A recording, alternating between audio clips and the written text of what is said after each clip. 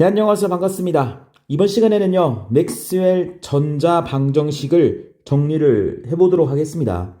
이것을 단순히 이제 수식을 암기하는 것이 사실은 어렵기 때문에 이 수식 자체를 조금 이해를 해보도록 하겠습니다. 생각보다 어렵지 않아요. 그래서 여러분들이 이거 이해만 하시면은 굳이 암기할 필요가 없습니다.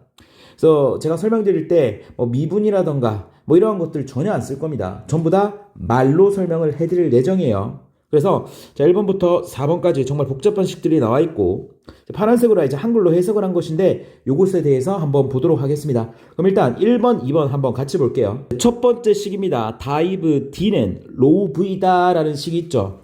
자 여러분들 여기서 이 다이브의 의미가 뭡니까? 발산이라는 뜻이에요. 발산. 그럼 D는 뭐냐면은 전속 밀도예요. 쉽게 말하면 전기력 선이다 라고 생각하시면 됩니다. 그러면 발산하는 전기력선이 이제 로우 V라고 되어 있으니까 어떤 수치라고 생각하시면 됩니다. 그럼 수치가 있다라는 거예요. 즉 발산하는 전기력선은 존재한다라는 얘기예요. 그래서 우리가 예를 들어서 플러스 Q쿨롱의 전하가 있습니다. 플러스 Q쿨롱의 전하가 있어요. 그러면은 이 플러스에서는 전기력선이 어떻게 됩니까? 발산합니다. 그래서 전기력선이 이렇게 발산을 해요. 그럼 이 경우에는 얘 혼자 있으면은 이 로우 V 값이 어떻게 됩니까? 양수가 되는 거예요, 그냥. 우리가 양수가 되었을 때 발산한다라고 표현을 합니다. 그러면은 우리가 마이너스 Q가 있습니다. 마이너스 Q쿨롱이 있어요.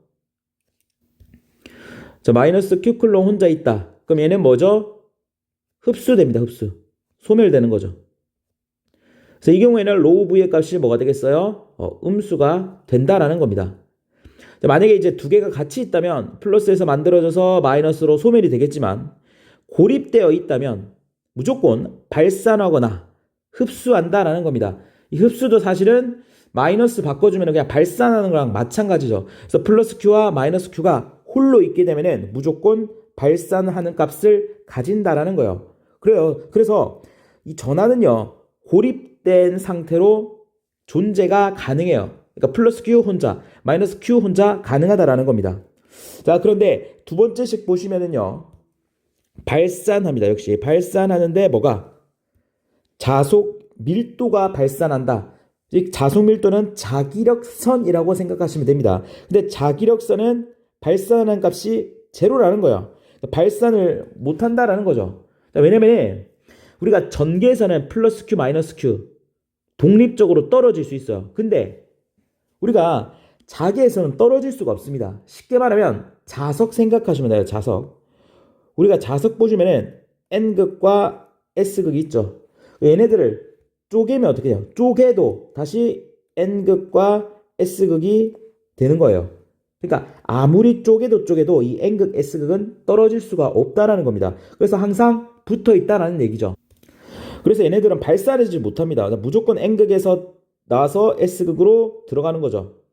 이런 식으로 내부에서는 S에서 N으로 가는 거죠. 그래서 N극에서 나와서 S극으로, 그래서 S에서 N극으로 간다. 그래서 자기력선의 특징 중에 패곡선을 이룬다라는 말이 있어요.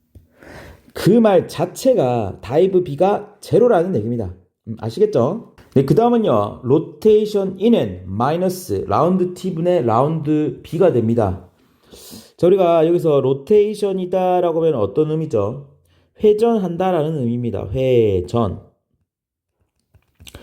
자, 우리가 라운드 T, 라운드 B 이건 무슨 의미냐면은 지금 라운드 T, 라운드 빨간색으로 제가 표시한 것이 T에 관해서 시간에 관해서 미분한다 라는 겁니다. 무엇을? 자계, 자석밀도 B를 미분을 한다라는 얘기예요. 그래서 미분이 어려운데 변화율이라고 생각해 주시면 됩니다. 그래서 시간이 지남에 따라 자속이 변한다라는 거예요. 그러니까 자속의 변화라는 겁니다. 그래서 자속의 변화는요. 회전하는 자계를 만들어낸다라는 의미예요. 뭔 말인지 하나도 모르겠습니다. 제가 그러면 그림으로 설명을 해드릴게요. 지금 코일이 있고요. N극, S극 자석이 있습니다.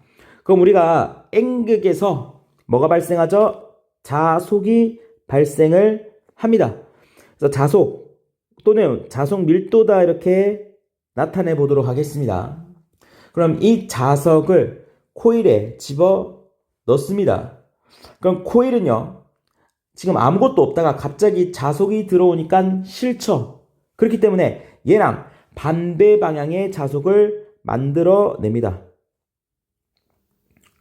그럼 이 말은 무슨 말이냐면은 지금 코일에서 우측이 N극, 좌측이 S극이라는 얘기죠.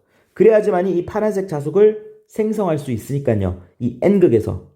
쉽게 설명드리면 코일은 변화를 싫어하기 때문에 자석이 지금 들어왔잖아요. N극이 들어왔죠. 그럼 얘를 밀어내야 됩니다. 그래서 이 방향으로 N극이 되는 거예요. 그럼 우리가 지금 자석이 됐다는 얘기는 뭐냐면은 이 코일은 결국 전자석입니다. 즉 전류가 흘렀기 때문에 자석이 된 거예요. 그럼 우리가 전류의 방향을 구할 수가 있습니다. 우리가 앙페르의 오른나사 법칙에서 네 손가락을 뭐라고 하죠? 전류, 엄지손가락을 자기장이라고 합니다. 그러면은 지금 전류가 요 방향으로 흐르고 있습니다. 자, 요 방향으로 흐르고 있기 때문에 네 손가락으로 감아주시면 엄지손가락이 오른쪽을 가리키고 있죠. 즉 N극이 되는 거예요. 엄지손가락의 방향이 N극이 되는 겁니다. 그럼 우리가 전류가 흐른다라는 건 결국 전압이 발생했다라는 거예요. 맞죠? 전압이 있어야 전류가 되는 거니까. 그래서 이 파란색을 전류의 방향으로 봐도 되지만 전압의 방향으로 보도록 하겠습니다. 자, 그러면은 요걸 이렇게 해석할 수가 있죠. 지금 자석이 들어왔습니다. 그럼 코일 안에서 자기장에 변화가 생겼어요. 시간에 따른 자기장에 변화가 생기니까 코일에서 어떤 일이 발생했습니까? 이 자기장과 반대 방향의 자기장을 만들어냈어요. 근데 이 반대 방향의 자기장을 만들어내려면 전류가 흘러야 되는 것이고 전류가 흐르려면 전압이 발생해야 됩니다. 그런데 지금 보시면 이 전압이 보시면 뱅글뱅글 어떻게 하고 있어요? 회전하고 있어요. 즉 회전하는 전압을 만들고 있는데 이 전압은 지금 빨간색 변화된 자속과는 반대 방향의 자속을 만들어내는 전압이다라고 볼 수 있겠죠. 그럼 이걸 그대로 식으로 나타내게 되면 우리가 라운드 T, 라운드 B가 의미하는 것은 자석이 가까이 가니까 코일에 자속의 변화가 생겼다라는 얘기입니다. 이 자속의 변화가 생기니까 반대 방향의 자속을 만들어내면서 이 반대 방향의 자속은 뭐가 만들어내죠? 회전하는 전압이 만들어낸다라는 겁니다. 그래서 회전하는 전압이 만들어낸다. 이때 방향은 뭐가 되는 거죠? 마이너스가 되는 거다. 이렇게 나타낼 수가 있습니다. 그래서 마이너스를 넘겨주셔서 이렇게 정리를 하면 되겠죠. 그래서 사실은 이게 전개인데요. 전압으로 해석하셔도 됩니다. 그래서 여러분들이 자석을 코일에 넣는 것을 생각한다면 이 식을 충분히 이해하실 수가 있습니다. 자, 마지막입니다. 로테이션 H는 IC 더하기 ID다. 요거는 간단합니다. 로테이션이 분명히 제가 회전이라고 했습니다. 그리고 IC가 뭐죠? 전도 전류가 되는 것이고 ID가 변이 전류가 됩니다. 정확하게는 전도 전류 밀도, 변이 전류 밀도가 되는 것인데 어쨌든 전류의 종류가 전도 전류와 변이 전류가 됩니다. 그래서 얘네들을 합친 것이 그냥 전류다라고 생각하면 되겠죠. 그럼 우리가 전류가 흐릅니다. 그럼 플레밍이 아니라 옳은 나사 법칙에 의해서 뭐가 발생하죠? 자기장이 발생하는 것이죠. 근데 보시면은 회전하는 자기장이지 않습니까? 그래서 얘네들이가 같다라고 놓은 겁니다. 그래서 얘의 종류가 IC랑 ID다. 요것만 하시면은 요것까지도 쉽게 가져가실 수가 있겠네요. 그래서 여기까지가 맥스웰의 방정식, 전자 방정식이었습니다.